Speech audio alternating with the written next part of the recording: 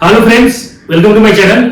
आज मैं डिस्कस करूंगा motion of two bodies connected by a string, one of which moves over a smooth inclined plane and other hands freely. अब हम लोग यहां पे क्या देख रहे हैं कि एक हमारा स्मूथ इंक्लाइंड प्लेन है, हॉरिजॉन्टल के साथ अल्फा एंगल बना रहा है। ठीक है, एक यहां पे बॉडी रखा हुआ है इंक्लाइंड प्लेन पे और दूसरा जो बॉडी है वो फ्रीली यहां पे लटका हुआ है। अगर हमारा ये बॉडी अगर ये एक एक्सेलरेशन से नीचे आएगा तो ये बॉडी ए एक्सेलरेशन से आगे एक्सेलरेट करेगा। ठीक है, और इसका बॉडी का मास, जैसे मान लीजिए इस बॉडी का मास जो है आप m1 ले लीजिए। ठीक है, तो इसका वेट नीचे की तरफ लगेगा W ए मान लेते हैं। अगर हमारा बॉडी ए है और ये बॉडी हमारा क्या है B है, B मैंने एज्यूम कर लिया, तो यहां से क्या हो जाएगा मास इंटू m1 इंटू जी। ठीक है, इसका जो बॉडी है इसका मास m2 ले लिया, जिसका जो वेट नीचे लगेगा WB is equal to m2 into G, ये लगेगा। इसमें टेंशन लगेगा, इस स्ट्रिंग के अंदर टेंशन लगेगा और इस स्ट्रिंग में हमें टेंशन लगेगा। ठीक है, अगर हम यहां पे आपको निकालना क्या है कि ये एक्सेलरेशन से जो नीचे आ रहा है वो कितना आ रहा है, उसका वैल्यू क्या होगा। ठीक है, और इस स्ट्रिंग में टेंशन कितना लग रहा है ये आपको कैलकुलेट करना है। यूनिवर्सिटी एग्जामिनेशन में डेरिवेशन भी आ सकता है, आपको पूछा जा सकता है, या डायरेक्ट आपको इसके आधार पे न्यूमेरिकल भी पूछा जा सकता है। तो ये बहुत ही इंपॉर्टेंट है। ठीक है, आपको स्टेप बाय स्टेप आपको सॉल्व करना भी हम लोग देखते हैं कि एक्सेलरेशन और टेंशन हम लोग कैसे कैलकुलेट करेंगे। बहुत ही सिंपल है। ठीक है, अब आपको क्या करना है, अगर ये स्मूथ इंक्लाइंड प्लेन है तो यहां पे तो कोई फ्रिक्शनल फोर्स तो एक्ट होगा नहीं। ठीक है, तो अभी हम लोग सिंपल इक्वेशन का अगर सॉल्व करते हैं यहां पे, तो देखिए यहां पे क्या होगा। अगर मैं बात करता हूं according to Newton second law of motion के अकॉर्डिंग हम लोग सॉल्व करेंगे उसी के आधार पे। तो देखिए यहां से भी हम सॉल्व कर रहे हैं तो क्या हो जाएगा m1 इंटू जी मास है ना, m1 इंटू जी मास कि ऊपर टेंशन लग रहा है तो T into mass into acceleration. ये हमारा क्या हो गया फर्स्ट इक्वेशन। सेकंड इक्वेशन की मैं बात करता हूं यहां से, तो सेकंड इक्वेशन यहां पे क्या करते हैं, अब देखिए यहां पे एंगल अल्फा है। ठीक है, हॉरिजॉन्टल से प्लेन जो हमारा क्या है अल्फा एंगल पे है। ठीक है, अब यहां पे फोर्स हमें रिजॉल्व करना पड़ेगा। तो देखिए यहां से अगर मैं इसी में आपको सॉल्व कर दे रहा हूं, ये हॉरिजॉन्टल से कितना एंगल बना रहा है अल्फा एंगल, तो इसको जो आप सॉल्व करेंगे तो यहां से क्या हो जाएगा m2 g cos अल्फा, और इस डायरेक्शन में एंगल कितना लगेगा m2 g sin अल्फा। ठीक है, और ऊपर क्या लगेगा r लगेगा, ये लगेगा।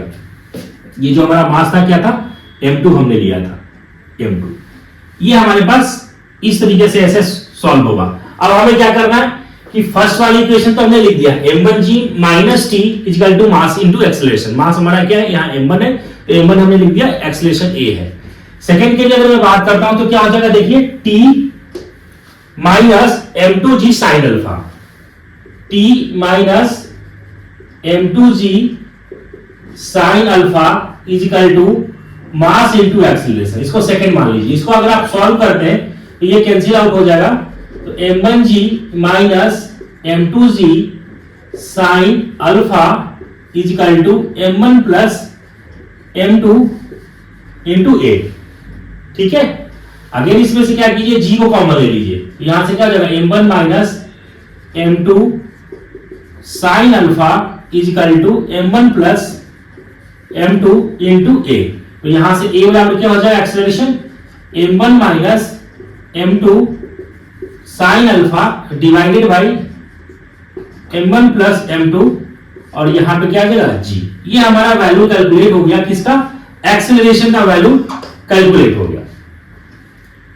ठीक है, एक्सेलरेशन का वैल्यू हमारे पास कैलकुलेट हो गया, क्या आ गया m1 minus m2 sine alpha divided by m1 plus m2 into G, ये आ गया रिलेशन। अब हमें क्या करना है, एक्सेलरेशन तो मुझे मालूम चल गया कि इतना एक्सेलरेशन से वो क्या होगा, बॉडी जो हमारा वो नीचे की तरफ एक्सेलरेट करेगा।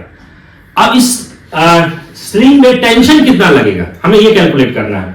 तो यहां से देखिए आपका from equation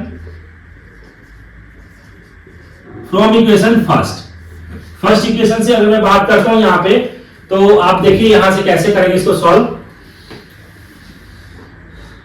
t is equal to, हमें यहां से देखिए t इज इक्वल टू क्या हो जाएगा m1g माइनस, इसको आप सॉल्व करें m1a। ठीक है, तो देखिए m1g माइनस m1a, ए के प्लेस पे क्या रखना है, ये रखना है value, m1 minus m2 sine alpha divided by m1 plus m2 into G. अब आपको क्या करना है, कॉमन लेना है, क्या लेना है, m1g को कॉमन लेना है, तो 1 माइनस क्या आ जाएगा, m1 minus m2 sine alpha divided by m1 plus m2 ये। अब आपको अगेन आगे सॉल्व कर लीजिए यहां से, ठीक है। तो देखिए यहां से क्या आ जाएगा, t is equal to m1g, यहां पे एलसीएम लीजिए आप, तो यहां से क्या आ जाएगा, नीचे आ जाएगा आपका m1 प्लस m2 और यहां पे क्या आ जाएगा आपका m1 plus m2 minus m1 plus m2 sine alpha. तो m1 से आपका m1 कैंसिल आउट हो गया, तो यहां से अगर आप सॉल्व करेंगे तो m1g, इसमें से m2 कॉमन ले लीजिए आप, है ना, तो यहां से क्या जाएगा 1 plus sign alpha divided by m1 plus m2, ठीक है।